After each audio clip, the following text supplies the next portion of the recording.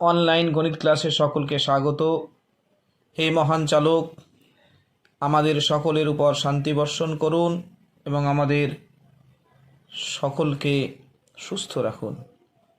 পরম করুণাময় মহান সৃষ্টিকর্তার নাম নিয়ে আজকের ভিডিও শুরু করছি। হ্যাঁ শিক্ষার্থী বন্ধুরা, আমরা পশ্চিমবঙ্গ মধ্য শিক্ষা পর্ষদের গণিত প্রকাশ দশম শ্রেণী বইয়ের একচল বিশিষ্ট দ্বিঘাত সমীকরণ নিয়ে আলোচনা করছিলাম। আজকের এই ভিডিওতে আমরা একচল বিশিষ্ট দ্বিঘাত সমীকরণের শেষ চ্যাপ্টার 1.5 চ্যাপ্টার নিয়ে আলোচনা করব। পৃষ্ঠা নম্বর 29, কোষে দেখি 1.5। হ্যাঁ শিক্ষার্থী বন্ধুরা, এই চ্যাপ্টার শুরু করার আগে আমরা কয়েকটা বিষয় একটু লক্ষ্য করে নিই। আমরা সকলেই জানি ax² + bx + c = 0। এই দ্বিঘাত সমীকরণের এ, বি এবং সি হলো সহগ।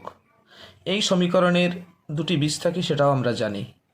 ওই বীজদ্বয়ের সঙ্গে এই তিনটে সহগের কি সম্পর্ক সেইটা আমাদের একটু জেনে নিতে হবে। ঠিক আছে? কেমন বন্ধুরা? যদি আমরা এই সমীকরণটির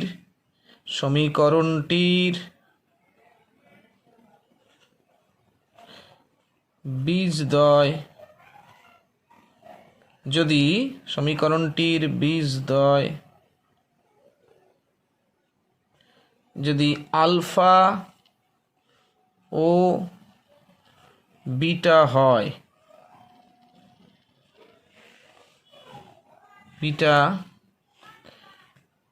বিটা হলে লিখি, বিটা হলে বীজদ্বয় আলফা বিটা হলে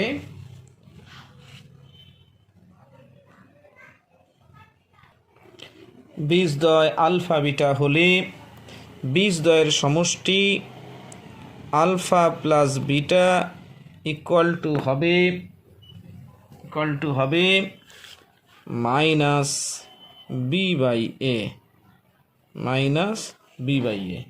হ্যাঁ বন্ধুরা, বীজদ্বয়ের সমষ্টি আমরা মনে রেখে দেবো।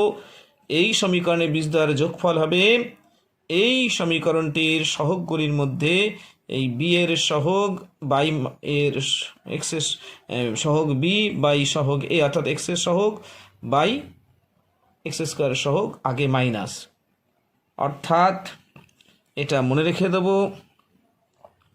মাইনাস অফ এক্সের সহগ এবং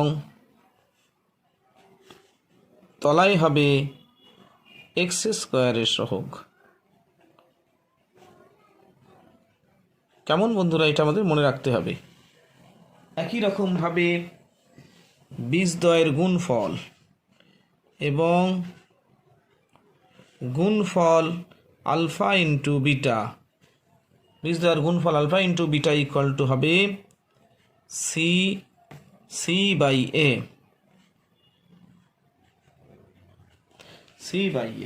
হ্যাঁ বন্ধু, এটা মনে রেখে দেবো, সহগ সি বাই সহগ এ, অর্থাৎ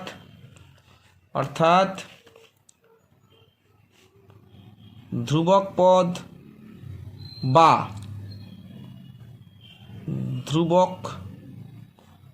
পদ বাই x² সহগ।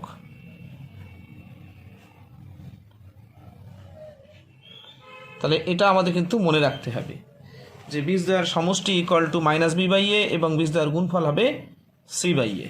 কী করে হয় বন্ধুরা, বিস্তারিত ব্যাখ্যা করে দেখানো যায়। যেহেতু অনলাইন ক্লাস, বেশি লেন্দি করলে আমাদের ভিডিওটা অনেক বড় হয়ে যাবে। আমরা এটাইভাবে মনে রাখি, এভাবে মনে রাখতে আমরা অভ্যস্ত হয়ে যাব। বীজদ্বয়ের সমষ্টি equal to minus B by A, গুণফল equal to C by A. কেমন? একই রকমভাবে যদি দুটি বীজ বলা থাকে, যদি দুটি বীজ বলা থাকে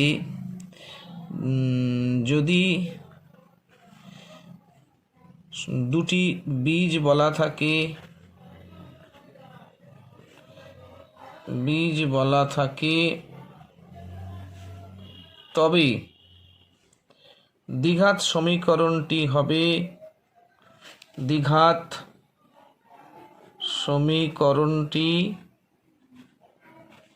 হবে কি হবে এক্স স্কোয়ার মাইনাস বীজদ্বয়ের সমষ্টি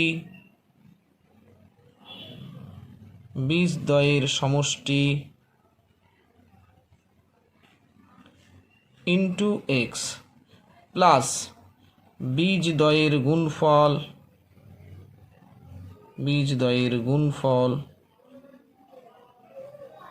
ইকুয়াল টু 0। তাহলে দুটো বীজ বলা থাকলে, যদি দুটি বীজ বলা থাকে, তবে দ্বিঘাত সমীকরণটা নির্ণয় করার নিয়ম হলো এক্স স্কোয়ার মাইনাস বীজদ্বয়ের সমষ্টি ইন্টু এক্স প্লাস বীজদ্বয়ের গুণফল ইকুয়াল টু 0। এটাও মনে রেখে দেবো। অর্থাৎ দুটি বীজ যদি আলফা ও বিটা হয়, অর্থাৎ বীজদ্বয়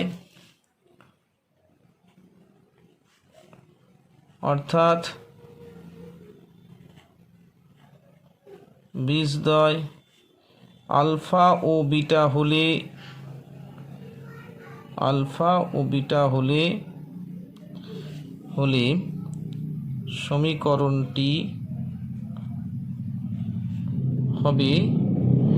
সমীকরণটি হবে কি না X square minus alpha plus beta into X plus বীজদ্বয়ের গুণফল ইকুয়াল টু 0। অথবা এভাবেও লিখতে পারি এক্স মাইনাস বীজ আলফা ইন্টু এক্স মাইনাস বীজ বিটা ইকুয়াল টু 0। এই ফর্মেও লেখা যেতে পারে, যে কোনো একটা ফর্ম আমরা মনে রেখে দেবো। কেমন? এবার আমরা যদি বলি যে একটা দ্বিঘাত সমীকরণের বীজের প্রকৃতি কেমন হবে, একটি সমীকরণের দ্বিঘাত একচল বিশিষ্ট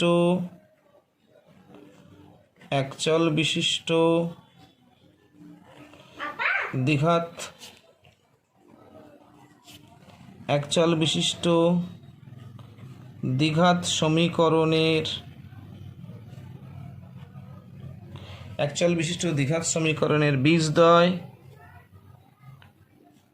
বীজদ্বয়ের প্রকৃতি কেমন হবে, সমাধান না করেই প্রকৃতি কেমন হবে, প্রকৃতি নির্ণয় কিভাবে করব? তার জন্য এর আগের ভিডিওগুলোতে আমরা শিখে নিয়েছি আমরা জানি দ্বিঘাত সমীকরণের মূলক অর্থাৎ র্যাডিক্যাল বা নির্ণায়ক, সেটা ক্যালকুলেশন করতে হবে। বি স্কোয়ার মাইনাস 4ac এটা ক্যালকুলেশন করতে হবে। আমরা বুঝতেই পাচ্ছি বি এ সি সবই হলো এই দ্বিঘাত সমীকরণের তিনটি সহগ। সেখান থেকে বি স্কোয়ার মাইনাস 4ac এটা ক্যালকুলেশন করতে হবে। এটা গ্রেটার দেন 0 হলে, এটা 1 নম্বর রুল, 0 হলে বীজদ্বয় বাস্তব ও অসমান হবে।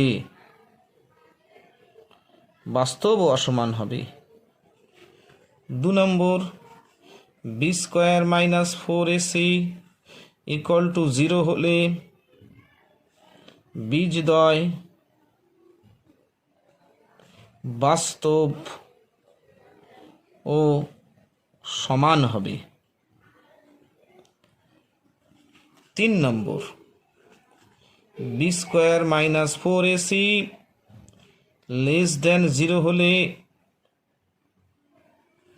বীজদ্বয়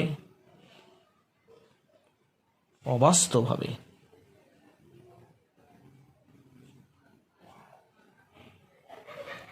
কেমন বন্ধুরা? এই পর্যন্ত শিখে নিয়ে এবার আমরা চলুন আমরা অঙ্কগুলো দেখি। এবার চ্যাপ্টার শুরু করি। তো বন্ধুরা, পৃষ্ঠা নম্বর 29, কোষে দেখি 1.5। কোষে দেখি 1.5। এখানে প্রথম যে এখানে দেওয়া হয়েছে, প্রথম যে 1 নম্বর দাগের প্রশ্নটা দেওয়া হয়েছে, নিচের দ্বিঘাত সমীকরণের বীজদ্বয়ের প্রকৃতি লিখি। বীজদ্বয়ের প্রকৃতি জানতে চেয়েছে। 1 নম্বর, 2x² + 7x + 3 = 0, এই সমীকরণের প্রকৃতি আমরা জানতে চাই। সমাধান না করেই প্রকৃতি নির্ণয় করব। এখানে বুঝতেই পাচ্ছি এই সমীকরণে x² সহগুলো 2, অর্থাৎ a হিসাবে 2 আছে, x এর সহগুলো 7, অর্থাৎ b এর জায়গায় 7 আছে, প্লাস c এর জায়গায় 3 আছে, c হলো +3 = 0। তাহলে প্রকৃতি নির্ণয় করতে আমরা জানি লিখি। কোষে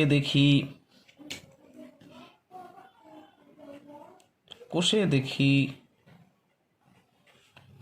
1.5, 1 সমীকরণটা হচ্ছে 2x² + 7x + 3 = 0। এর বীজদ্বয়ের প্রকৃতি আমাকে নির্ণয় করতে হবে। বন্ধুরা, এখানে আমরা ক্যালকুলেশন করি। এখানে b² - 4ac ক্যালকুলেশন করব, = b এর মান হচ্ছে 7, তাহলে 7² - 4 × a এর জায়গায় 2 × c এর জায়গায়, বন্ধুরা এখানে সমীকরণ লেখা আছে 2x² + 7x + 3 = 0। তাহলে এখানে আমরা মূলকটা ক্যালকুলেশন করব। b² - 4ac = ক্যালকুলেশন করছি, b এর জায়গায় বসেছে 7, তাই 7² দিয়েছি, -4ac, 4 এর জায়গায় 2 বসে তাই 2 দিয়েছি, × c এর জায়গায় 3 আছে, 3 দেব।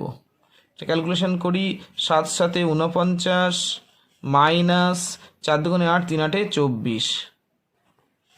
24। 49 থেকে 24 গেলে 25 থাকে, 25 > 0। অতএব বীজদ্বয়ের প্রকৃতি আমরা তাহলে কি বলবো? b² - 4ac > 0 এসছে, যে আমরা শিখেছি b² - 4ac > 0 হলে বীজদ্বয় কি হবে? বাস্তব অসমান হবে। তাহলে প্রকৃতি হিসেবে লিখবো, অতএব প্রদত্ত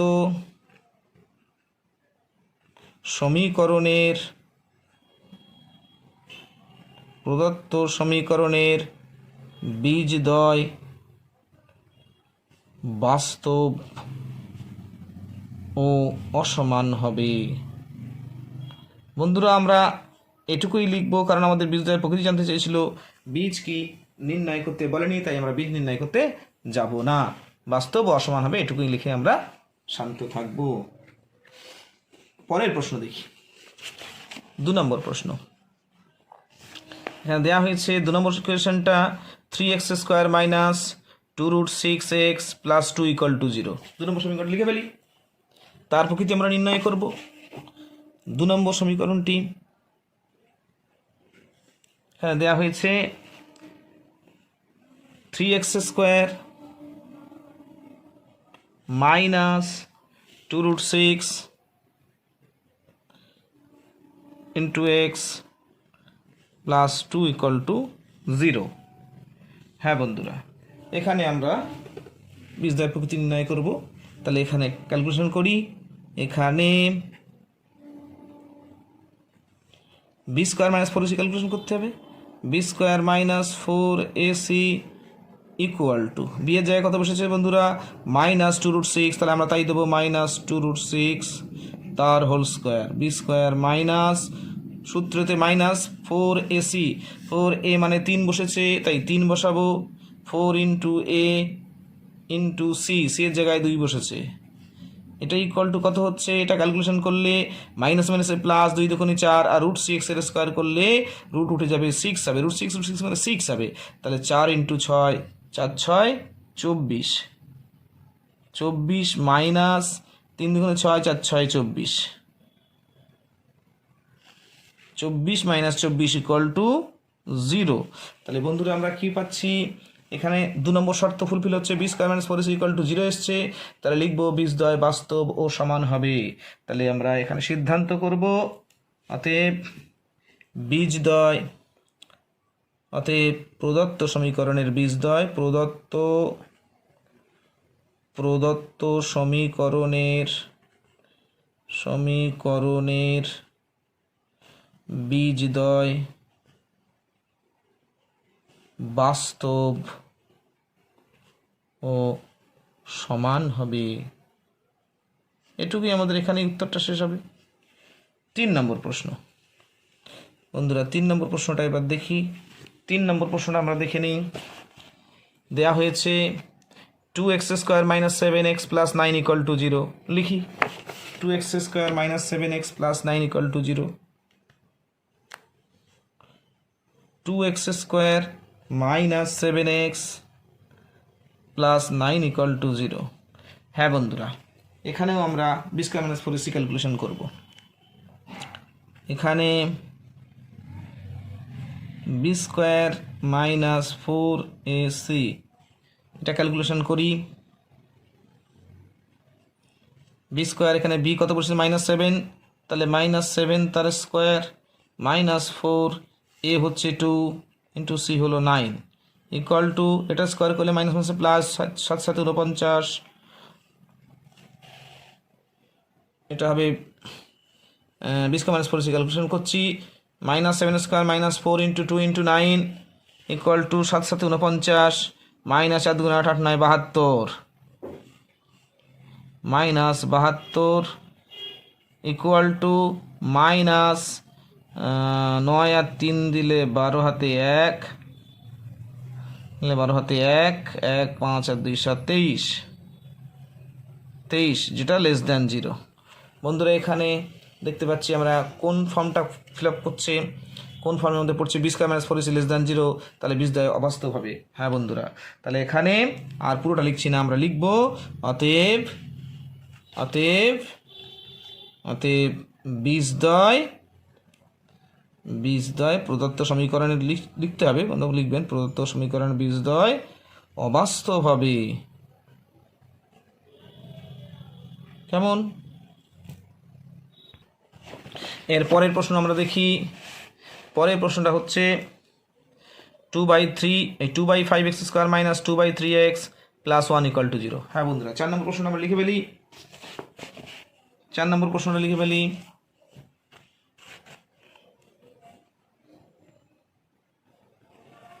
4 নম্বর হচ্ছে 2/5x²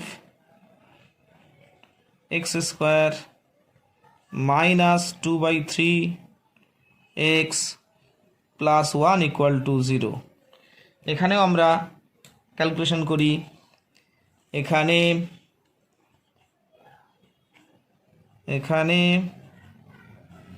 b² -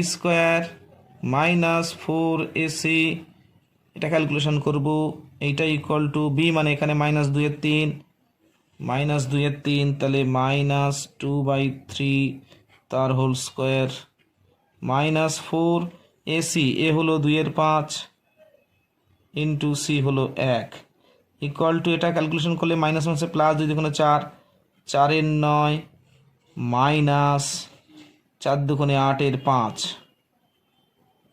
5 বন্ধুরা এখানে লসাগু করলে হবে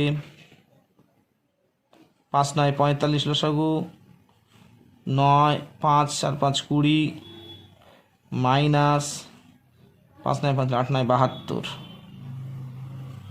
যেটা হবে ইকুয়াল টু -52/45 যেটা লেস দ্যান 0।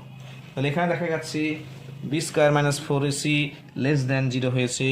অতএব প্রদত্ত সমীকরণের বীজদ্বয়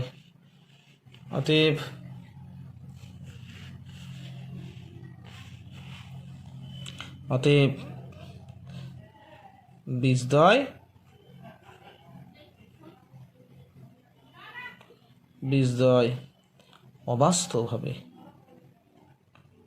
এই সাথে বন্ধুরা আমাদের কোষে দেখি 1.5 এর 1 নম্বর দাগের প্রশ্নের উত্তরগুলো শেষ হলো। আমরা পরের প্রশ্নের উত্তর পাওয়ার জন্য পরের ভিডিওটা লক্ষ্য করি। কেমন?